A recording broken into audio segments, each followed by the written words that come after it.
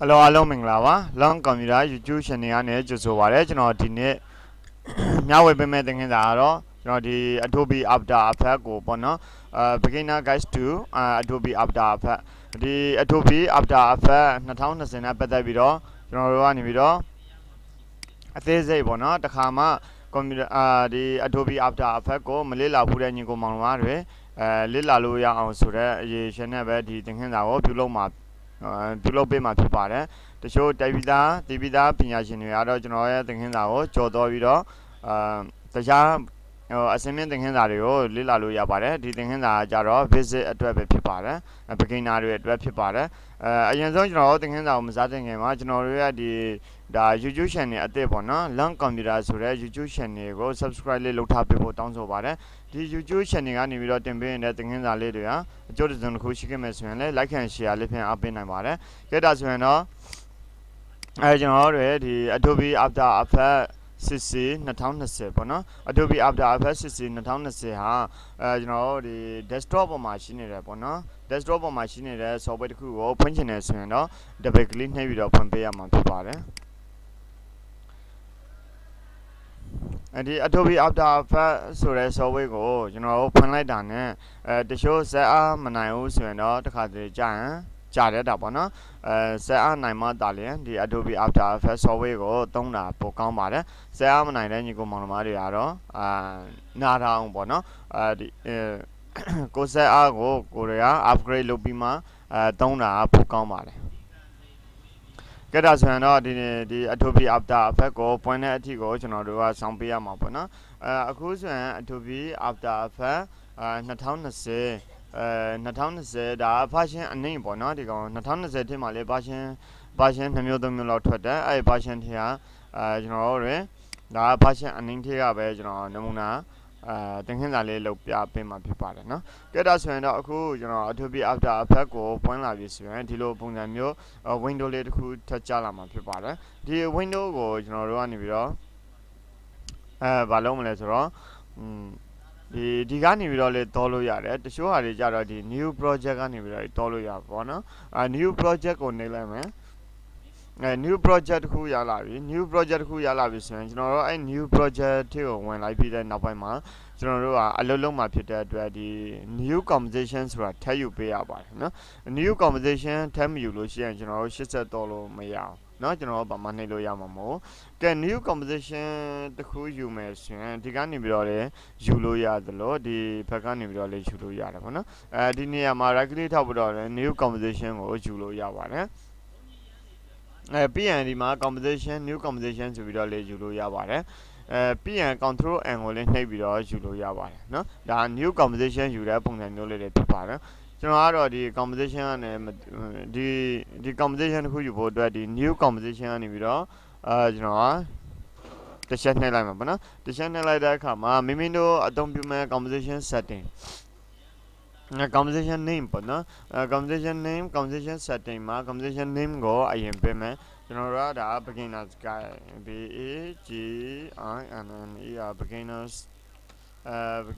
guide beginners guide beginners guide ဆိုပြီးတော့နာမည်ပေးမယ်နာမည်ပေးပြီးတော့ဒီ HTTP preset ဆိုတဲ့နေရာမှာ HTTP 1080p29.97 frame ပေါ့နော်ဒီကောင်လေးကိုရွေးမယ်ရွေးပြီးရင်ကျွန်တော်တို့ဒီ pixel aspect ratio မှာ square pixels ကိုထားမယ် frame rate မှာလည်း 29.97 frame ကိုထားမယ်ပေါ့နော်ပြီးရင်ဒါ start time ကိုရယ်ဒါကြတော့ duration ပေါ့နော်ဒါ duration မှာ30 seconds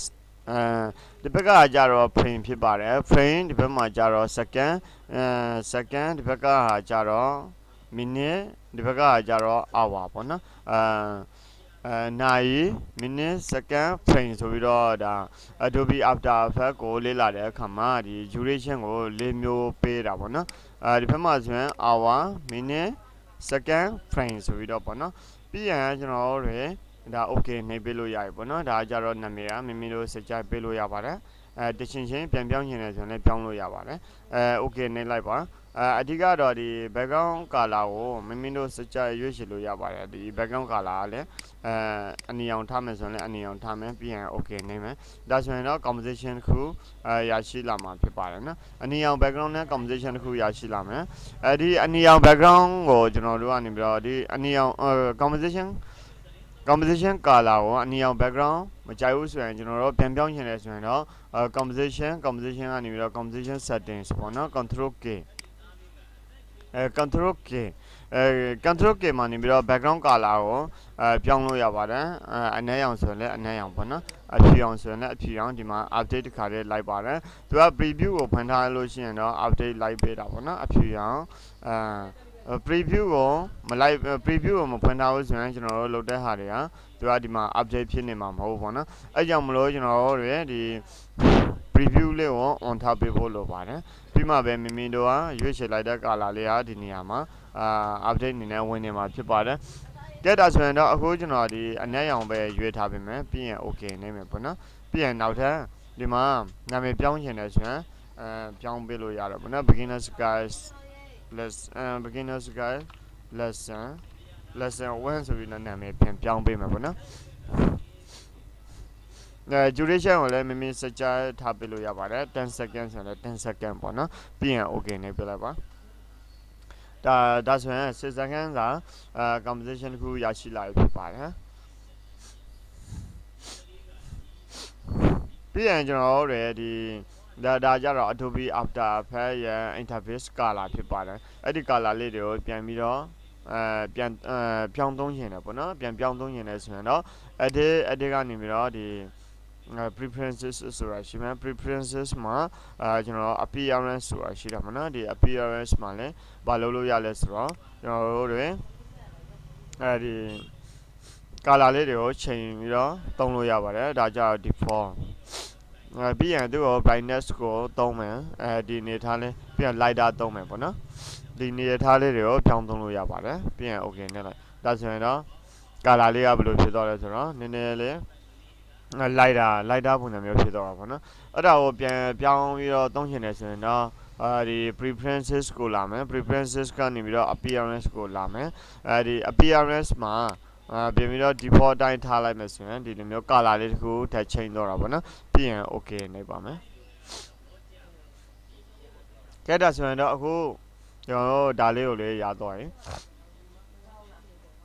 ဒါလေးရတော့ဆိုရင်ကျွန်တော်တို့ဒီအပေါ်မှာရှိနေတဲ့ဒီဟာလေးပေါ့နော်ဒီ Adobe After Effects ပေါ့နော်2020 Untitled Project ကျွန်တော်တို့က Project Name ကိုနာမည်မပေးရသေးဘူးပေါ့နော် Project Name ကိုနာမည်မပေးရသေးဘူးနော်ဒီအပေါ်မှာရှိနေတဲ့ဟာ Title Bar လို့ခေါ်ပါတယ် Title Bar ဒါကြတော့ Adobe After Effects ရဲ့ logo ဖြစ်ပါတယ်နော်ဒီ software ရဲ့ logo ပေါ့နော်ဒီ logo ကြည့်ချင်အပြင်ဒီ software ဟာ Adobe After Effects ဆိုပြီးတော့Adobe After Effects ဆိုပြီးတော့ကျွန်တော်တို့ကနေပြီးတော့သိရမှာဖြစ်ပါတယ်ဒီဟာလေးတွေကြတော့ file menu လို့ခေါ်ပါတယ်နော်file menu bar ပေါ့နော် file menu ပြီးရင်ဒီဘက်မှာ edit menu composition menu layer menu effect menu animation menu view menu window menu help menu ဆိုပြီးတော့menu လေးတွေရှိတာပေါ့နော်ပြီးရင်ကျွန်တော်တို့ဒီအပေါ်မှာဒီ button ကြတော့ 2 bar ဖြစ်ပါတယ်2 bar ဒါကြတော့2 bar ပေါ့နော်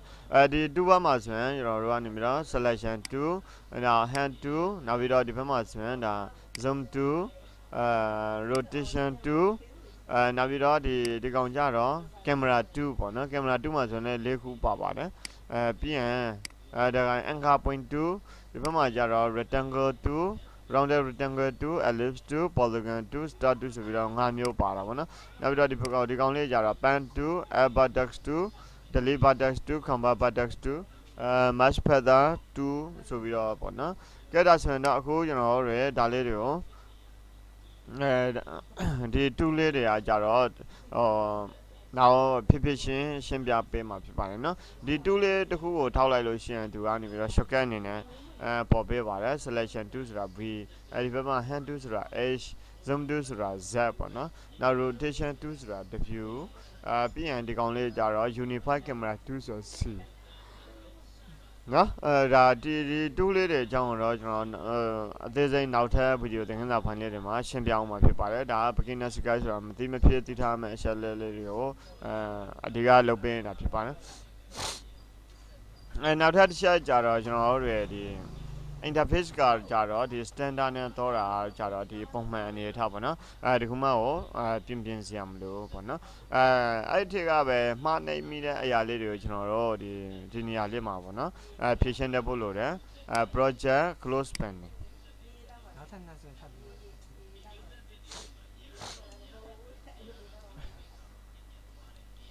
ပြီးရင်ဒီဘက်ကဟာလေးတွေကိုလည်းကျွန်တော်တို့ကပိတ်လိုက်မှာပေါ့နော်ဒီကောင် info ကိုလည်း close panel အနေနဲ့ပိတ်မယ် audio ကိုလည်း close panel အနေနဲ့ပိတ်မယ်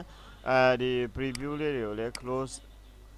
FM preset close panel library ကိုလည်း close panelပြီးရင်ဒီ beginners guide lesson ဒါကြတော့ဟိုပါပေါ့နော်composition ပေါ့နော် composition ကိုလည်းကျွန်တော်ပိတ်လိုက်မှာပေါ့နော်ဒါဆိုရင်ဒီအထက်မှာဘာမှမရှိတော့ဘူးပေါ့နော်အဲ့လိုဆိုရင်ဒီလိုမျိုး error တစ်ခုခုဖြစ်သွားရင်မှားနှိမ့်ပြီးသွားပြီပေါ့နော်အဲ့လိုမျိုးဆိုရင်ကျွန်တော်တို့ဘယ်လိုဖြေရှင်းလို့ရလဲဆိုတော့window ကနေပြီးတော့ workspace ကနေပြီးတော့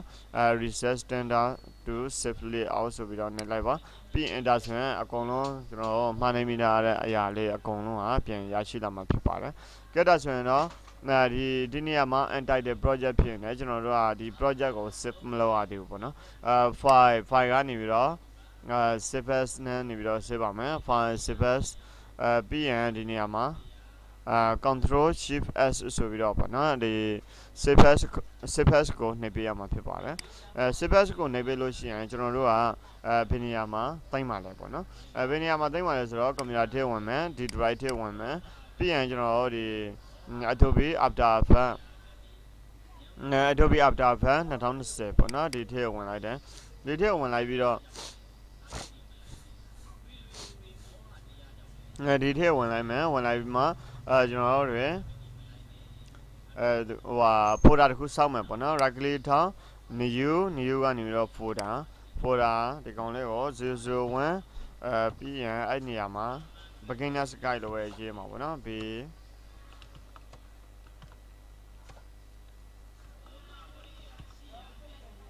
GI and then yeah beginners GUI ဒီ guide ပေါ့နော် beginners guide lesson 1beginners guide lesson 1ဆိုပြီးတော့နာမည်ပေးပါမယ်နာမည်ပေးလိုက်ပြီးတော့ကျွန်တော်အခုနကဒီ beginners guide lesson 1ထဲဝင်လိုက်မယ်ဝင်လိုက်ပြီးတော့ဒီကောင်လေးကိုလည်းbeginners guide lesson 1ဆိုပြီးတော့ပေးမှာပေါ့နော် B A G I N E R beginners guide GUI ဒီ guide beginners guide lesson 1 alias lesson 1ဆိုပြီးတော့နာမည်ပေးပါမယ်ပြီးရင် save လုပ်ပါမယ်ကျွန်တော်နာမည်ပေးလိုက်တာနဲ့ဒီ title ဘာမှာဘာပေါ်လဲဆိုတော့ကျွန်တော်ဘယ်နေရာမှာတင်ထားတယ်ပေါ့နော်တင်ထားတဲ့နေရာဟိုပါသူကတခါတည်း location ကိုပါတခါတည်းပြပေးတာပေါ့နော်ပြီးရင်ဒီ project ရဲ့ name ကိုပါတခါတည်းဒီအပေါ်ဒီ bar ထဲမှာသူကဖော်ပြပေးတာပေါ့နော်ပြီးရင်ဒီဘက်ကဟာလေးကြတော့ဗာလဲဆိုရင်ကျွန်တော်တို့ဒီ minimize လုပ်တာပါ minimize လုပ်တယ်ဆိုတာဒီအခုဒီ software ကိုရှုံလိုက်တာပေါ့နော်ဒါနောက်ထပ်တစ်ခုကကြတော့ဒီဘက်မှာကြ restore down ဆိုတာနည်းနည်းလေးရှုံလိုက်တာပေါ့နော်နောက်ပြီးတော့ကိုဘယ်နှမှာတင်ထားခြင်းနဲ့ကိုဘယ်ဖက်ကိုရွှေ့ခြင်းနဲ့အပေါ်တက်မဲ့အောက်ဆင်းမှာပေါ့နော်ဒါမျိုးလေးတွေလုပ်ပေးလို့ရပါတယ်နောက်ထပ်တစ်ခုကဒီခလုံးလေးကိုနှိပ်လိုက်တဲ့အခါမှာကြတော့ maximize ဆိုတာကြတော့ဒီ computer screen နဲ့နေပြီးတော့အပြည့်ပေါ့နော်computer screen မှာအပြည့်ယူတာဖြစ်ပါတယ်နော်ကဲဒါဆိုရင်ဒီ interface နဲ့ပတ်သက်ပြီးတော့နည်းနည်းနားလေလာပြီပေါ့နော်ဒါဆိုရင်အခေါ်အဝေါ်လေးတွေကိုကျွန်တော်ပြောကြည့်အောင်ပေါ့နော်ဒီနေရာမှာထောက်လိုက်တဲ့အခါမှာကျတော့ဒီဘောင်ကွဲထားတာကိုတွေ့ရမှာဖြစ်ပါတယ်ဒီနေရာမှာအပြာရောင်ဘောင်တန်းလေးနဲ့ပေါ့နော်ဒီအပြာရောင်ဘာတန်းလေးကဒီလိုမျိုးပေါ်နေမှာဖြစ်ပါတယ်နော်အဲ့ဒီအပြာရောင်ဘာတန်းဟိုဟာပေါ့နော်ကွက်ထားတဲ့နေရာကိုဘာလို့ခေါ်လဲဆိုတော့အပြာရောင်ဘာတန်းကွက်ထားတဲ့နေရာကိုဘာလို့ခေါ်လဲဆိုတော့သူကဒီ project panel လို့ခေါ်ပါတယ်project panel ပေါ့နော်ကဲဒီဘက်ကဟာလေးကြတော့ဗာလဲဆိုတော့ layer panel နော်layer panel layer ပေါ့နော်ဒီဘက်မှာကြတော့ဒါ layer panel ဒီဘက်ကအဲ့ layer panel ထဲမှာဆိုရင်ဒီဘက်ကဟာကြတော့ဗာလဲဆိုတော့သူကဟိုဟာပေါ့နော်timeline ပေါ့နော်timelineပြီးရင်ဒီဟာလေးကိုဘာလို့ခေါ်လဲဆိုတော့ time indicator လို့ခေါ်ပါနဲ့သူကလည်းသူ့ပေါ်မှာတင်လိုက်တဲ့အခါမှာကြတော့အဲ့ဒီ time indicator ဆိုတဲ့ခလို့လေးကိုစာသားလေးပေါ်နေမှာဖြစ်ပါတယ်ဒါဆိုရင်ဒီဟာလေးကို time indicator လို့ခေါ်မှာပေါ့နော်ပြီးရင်ကျွန်တော်ကနေပြီးတော့ဒီအခုဒီမှာမြင်တွေ့နေရတဲ့ဟာလေးတွေအကြတော့ဒါနိုင် minute second frame ပေါ့နော်နိုင် minute second နိုင် minute second frame လေးတွေဖြစ်ပါတယ်เนาะဒါလေးတွေကြတော့အဲ့ဒါကိုကျွန်တော်တို့ဒီမှာပြောင်းမယ်ဆိုရင် control ရယ် clear ရယ်နဲ့နှိပ်ပြီးတော့ပြောင်းပေးလို့ရပါဒါဆိုရင် frame သိတဲ့မဲ့တော့တာဖြစ်ပါတယ်ဒီ timeline ကိုကျွန်တော်တို့က